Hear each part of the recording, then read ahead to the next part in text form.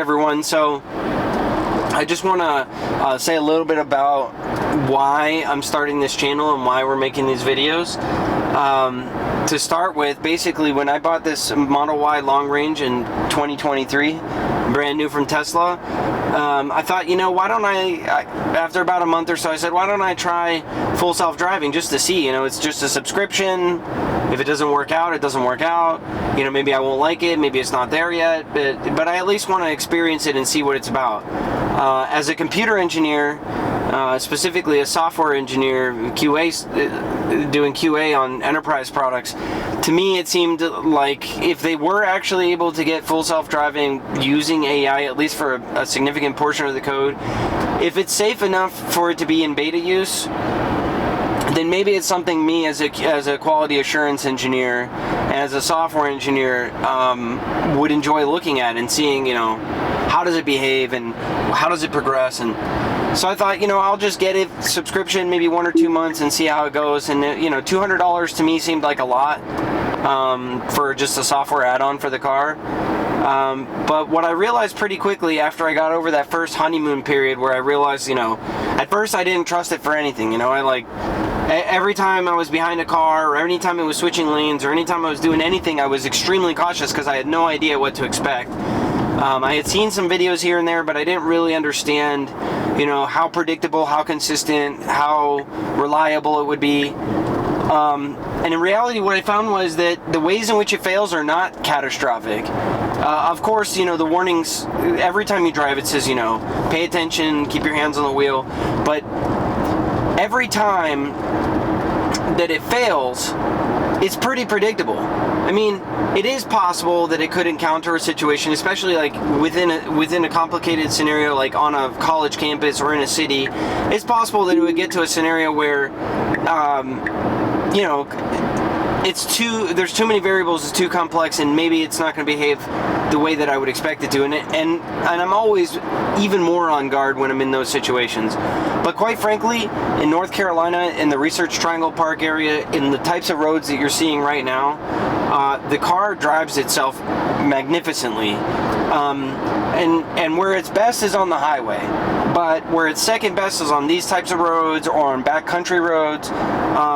It just, you know, obviously the lower the complexity area, the more reliable it is. I have taken it down to South Carolina. I've gone to Charleston. I've gone to Myrtle Beach. I've gone to several different areas and I've gone on university campuses around this area, and it does perform well. But it gets a little bit complicated when there's like random construction in the middle of a city and there are pedestrians and other things crossing, and I don't say this to mean that I think it's unsafe. I just think that you know, the obvious evolution of the software will be that it handles more and more complex situations over time. But back to why I'm making these videos. So the story started for us when we bought the Model Y long range in March of 2023, and we decided we're just going to try the full self-driving, right? We're just going to take a look and see, you know, is this really worth having? And $200 to me seems like a lot. But I pretty much concluded within the first couple months of use that using full self-driving and me being there present and paying attention at the same time, those things combined are way safer than driving like just by myself. And it's not like I'm somebody who, you know, is perceptually challenged and has issues with driving or anything like that. I've never been in an accident. I've been driving for what, 18 years. I prefer a manual, you know, transmission vehicle. I do things like I shift dynamically depending on the weather conditions, the road conditions, like you know, I play around with engine torque as I'm going around corners. I'm the kind of person who really likes to drive. But funny enough, when you see the advantages of the computational power in this vehicle, and when you see you know, the response times, and we're talking, if a human being may take like 250 milliseconds to respond to a specific, you know, person entering their lane, the vehicle probably takes less than 20 milliseconds, maybe 50. So what you find is that often the vehicle is responding faster than the human brain can really adjust. And I'm not saying this because I'm slow or anything like that.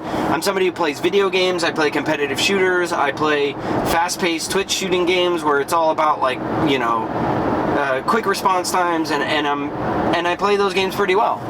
But in reality, even for somebody who's very adaptive to technology and somebody who's very quick at responding in general, it's still true that computers are faster than humans. And if you don't believe me, you know, try playing against computers in a shooting game where they can just lock onto you, you know? It's not a perfect analogy, but anyway, so we view this as insurance, right? Like, driving with full self-driving is insurance for me. I feel very strongly that my family is safer, my children are safer when we're using full self-driving. I'm much less likely to experience an accident. And even though Tesla has safety features that include things like lane departure assistance and automatically stopping for pedestrians and things like that, overall, the methodical, robotic nature of a full self-driving Tesla vehicle implies that every time I'm behind another vehicle, or whenever I'm making decisions like changing lanes, areas that could potentially be a blind spot if a person's not paying 100%, you know, attention, or you know, the distance between you and the car in front of you, these types of things are so consistent, so reliable, so calculated, that it basically enables a whole bunch of protocols, like safety protocols when driving. It's essentially like the car handles a majority of the safety concerns that a driver could have, while freeing up a lot of attention for the driver to be able to focus on the other objects on the road and observing the environment to maintain safety. So, you know, I'll probably end up talking about it a lot in every video, whatever comes to mind, but basically the way I see it is this is insurance. You know, it's obviously convenience too, but it's also insurance. You know, Teslas are some of the safest vehicles on the road. If I'm not mistaken, they're the highest rated safety vehicles on the road as of today.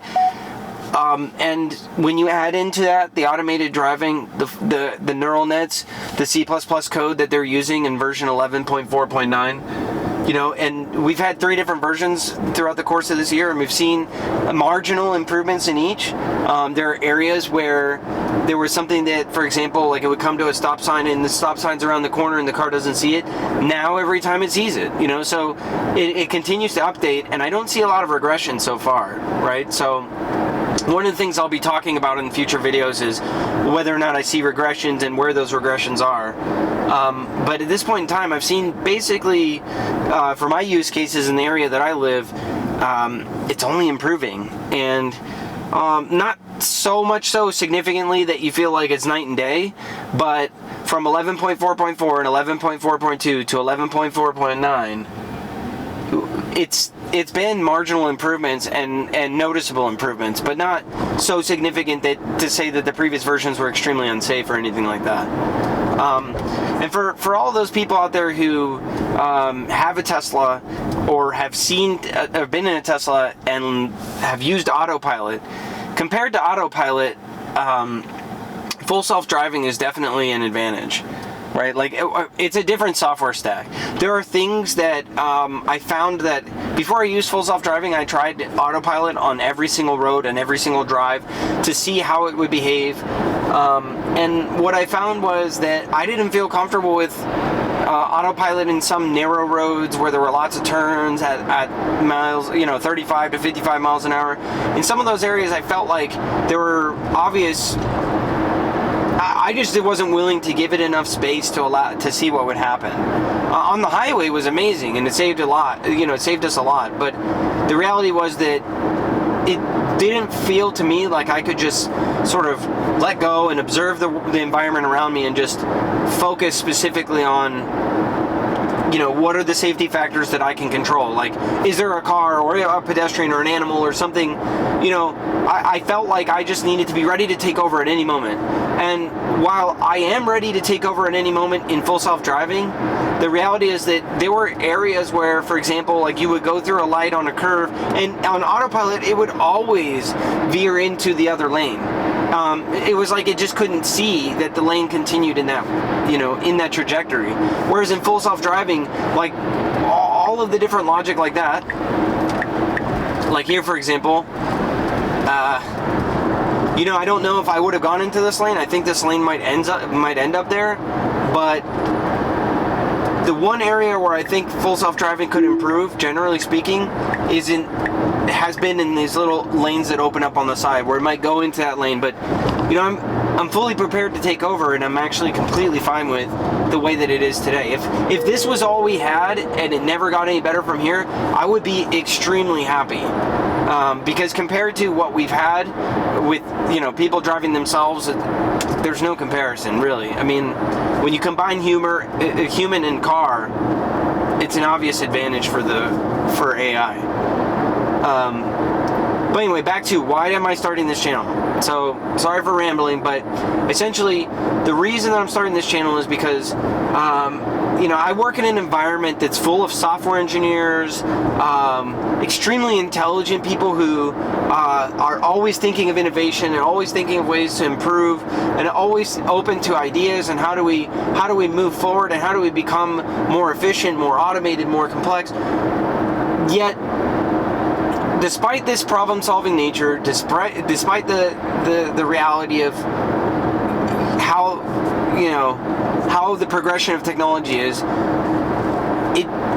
it's true that most people don't really have any frame of reference or understanding of what full self-driving is or how it works.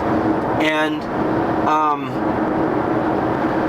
right now we're in the early stages, where basically early adopters, people with either the interest or with the finance, a combination of having the financial capability and the interest, or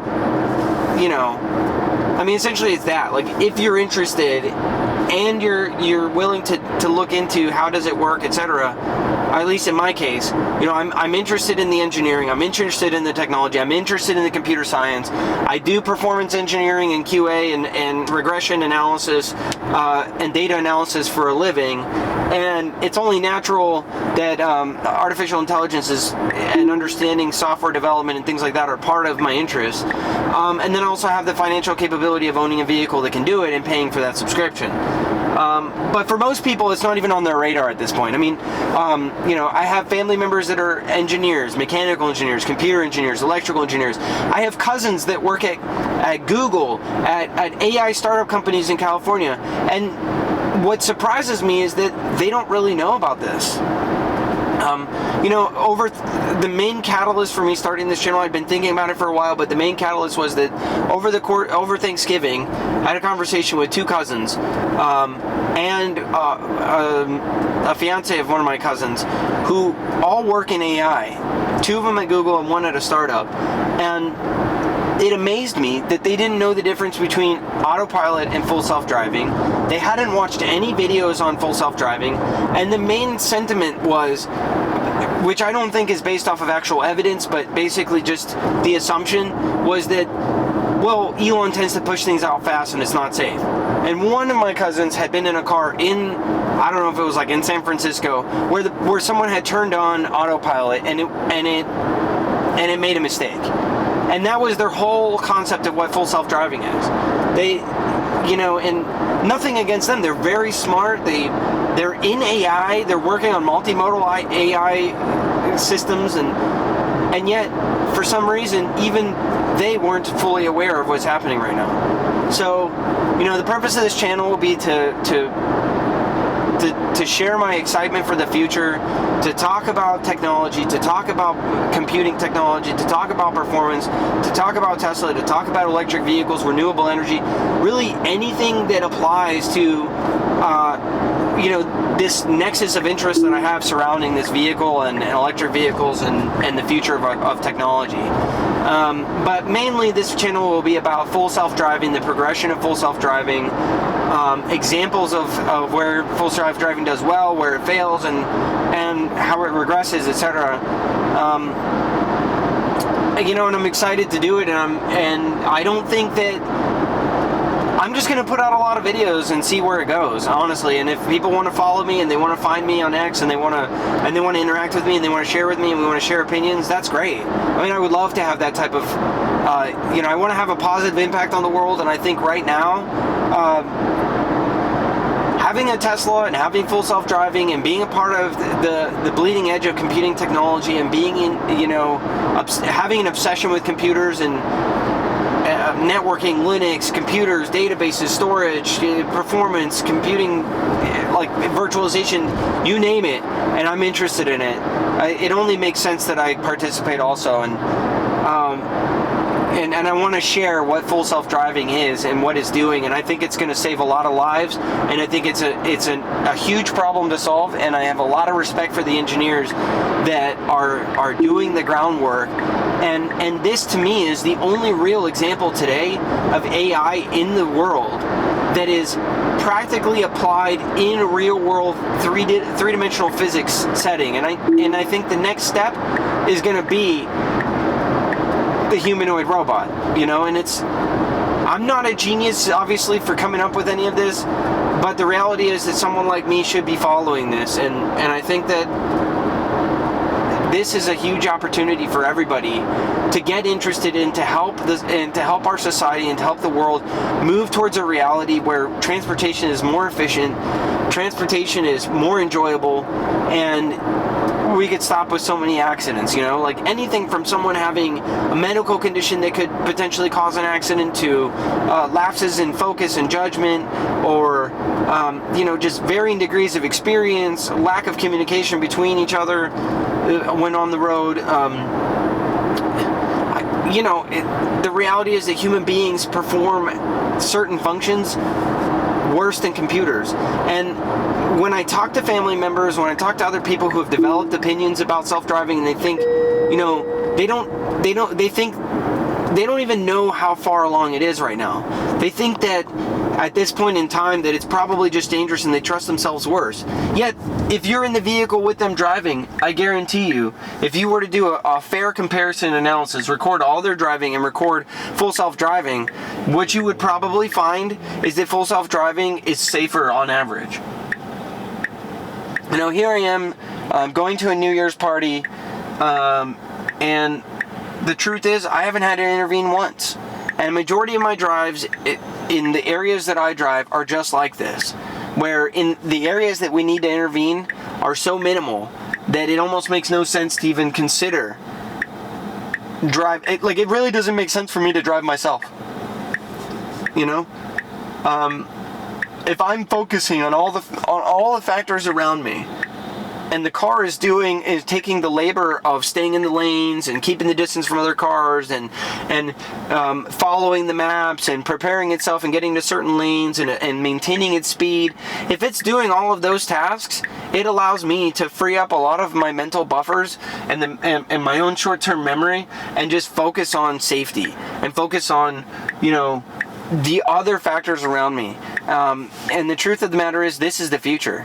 So, you know, at this point, I'm thinking I'm gonna upload 3 to 5 videos a day, and 3 to 5 videos a week, and I'm just gonna speak unfiltered about what I think and about what I'm experiencing and about how full self-driving works. And you know, my goal is to share with other people my experiences, my knowledge, my perception, and anything else that could be useful. Because the reality is that in today's world, there's a ton of people that they just have no idea where it's at, and the reality is that this technology is far further along than anyone could imagine if they weren't actually participating in either trying it, observing it, you know, looking at videos or watching how it works. And granted, it's not perfect, but with the current rate of improvement in machine learning in general, this is exponential. This is something where I think within 3 to 5 years, easy, there will be no doubt in the majority of people's minds that this is the future and this is the way to go. But as it is today, there's a lot of misinformation, there's a lot of fear, uncertainty, and doubt, there's a lot of sensationalism in media, there's a lot of just flat out misjudgments and preconceived notions that are just not accurate. And so I want to be a part of this on the right side of history, and I want to share with, you know, I want to share with others what it is that I'm experiencing, honestly, because my life and the safety of my family's lives is fundamentally improved by this technology. And at this point in time, I don't see any reason for why there shouldn't be more information and more exposure. You know, like, this is something that needs exposure, and I think that I actually really appreciate the fact that Tesla isn't going out there and advertising and putting a lot of money into.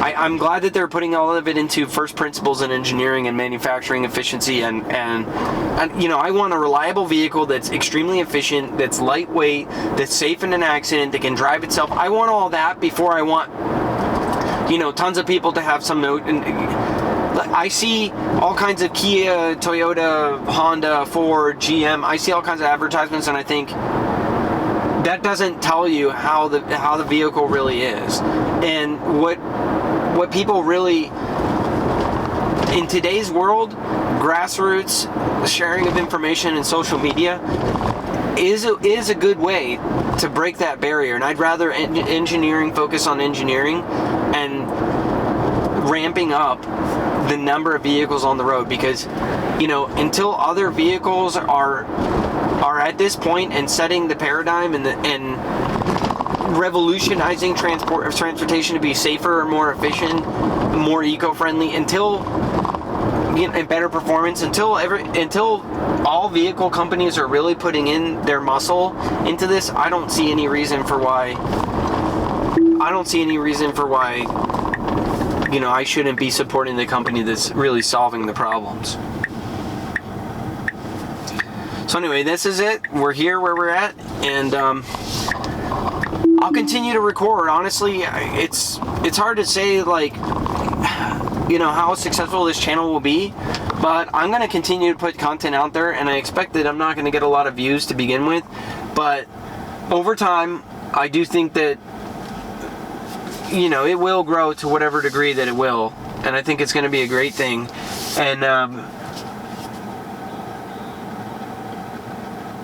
yeah, so phenomenal, absolutely phenomenal. Anyway, you know, I'll try to like hone in on being more focused on what I'm saying and everything, but the reality is, right now, I just needed to get started. I needed to just start producing content and then let it evolve from there, because honestly, this is one of the most amazing things that is happening so far in the technological revolution, in, you know, in the revolution of transportation, and there needs to be more content out there.